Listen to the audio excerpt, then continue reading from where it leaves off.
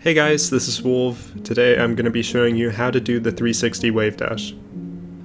So if you don't know what the move is, it's just a Wavedash where you jump up and you air roll one of your rear tires closer to the ground than all the other tires on the car, and then right before you land you do a front flip to send your car into a 180 spin, but to make sure that the car completes a whole 360 spin, you need to hold Powerslide while reversing and turning the car for a moment. So a lot of you are probably going to think, oh, that looks super easy, and then rush into free play and try to jump up, and then your car can't do the move at all whatsoever. And that's basically what happened to me when I tried it the first time that I saw someone else do it. And basically, if you want to learn the move, you're going to have to start by doing it without the ball. So first things first, you're going to need to go into free play. That looks so stupid. So just to clarify to anyone wondering, I use air roll right and air roll left instead of just having air roll mapped to one button. It's a lot more comfortable for me, and I think it makes doing this move way easier than just having it mapped to one button. So the best way to start practicing is to go into free play and without the ball practice jumping around and just trying to pull off the basic movements of the Wavedash. The first thing that you have to get down is the timing of the front flip. How I usually do the front flip is I'll jump up and tilt my car backwards and hit air roll for a split second, which will cause a rear tire on one side of the car to get closer to the ground than all the other tires.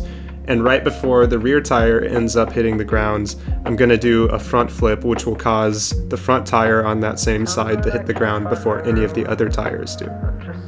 So once you're used to doing this, the next thing that you're going to have to learn is the 360 Powerslide, and in order to learn this part, you're going to have to learn how to do a flip cancel. So the flip cancel is really basic. It's just a front flip where as soon as you hit jump the second time, you're going to tilt the left stick backwards to try to cancel the momentum of the car leaning its nose down. How you're going to use this is that you need to flip cancel when your car hits the ground in order to keep the tail end of the car from launching itself forwards off of the ground when you land. The next thing that you have to get used to is power sliding once you land your car. So this gets a little complicated depending on what control scheme you're using. For me, I have Powerslide and air roll left mapped to the same button, which is L1, which for the 360 Wavedash causes a few different issues because when I try to land in Powerslide, it makes my car want to air roll to the left, which can throw the car off a little bit. And the way I counteract this is that I hit R1 and L1 at the same time, which still causes my car to Powerslide in the game, but it cancels out the fact that I'm hitting an air roll button by hitting both of them, and the game just acts like I'm not air rolling at all. So next, you just have to combine everything you've learned and jump, tilt your car's nose up, get one of the rear tires closer to the ground than the other tires, do a front flip, and right as you do the front flip, you're going to do the flip cancel, and you're going to hold Powerslide while turning the car in order to do a 360. Once you're finally able to do all of this consistently without really having to think about it, you'll be ready to do it with the ball. So the only real difference is that the front end of your car is going to tilt down when you jump because it's going to hit the ball, and that may throw you off a little bit at first, but with a little bit of time you'll adjust to it pretty easily. So the most difficult part of the 360 Wavedash is how to control the ball through your landing as you're power sliding, and this is something that's really difficult. It's not really something I can just explain and give you an exact way to do it, because depending on how you jump and how far the ball flies away, it's literally something that you're just going to have to feel out and learn through trial and error of just missing the ball and messing up the power slide over and over again until you reach a point where you can just do it consistently.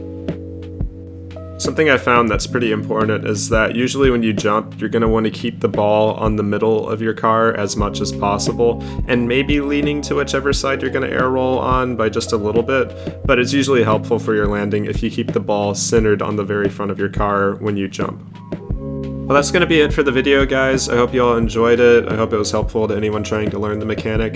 It's a pretty complex move to try to pull off, but over time it'll get to the point where you can just do it subconsciously if you put enough hours into it. Something that is important about learning it that I'll say is that it's a lot easier to learn if you just do it a little bit every day rather than doing a ton of it in one day and just giving up after that because you don't see the results you want. You learn a lot more if you practice for 1 hour over 4 days rather than practicing for 4 hours in one day. And this mechanic honestly will take quite a few hours to get down, but don't get discouraged if it doesn't work out immediately. Over time, it'll get to the point where it just gets easier and easier. So if you guys have any mechanics that you want me to make a tutorial on, just let me know in the comments, and if you have any questions or issues with this move, just let me know and I'll try to answer whatever problems you guys are having. But that'll be it for the video. I hope you all enjoyed, and I will see you guys later.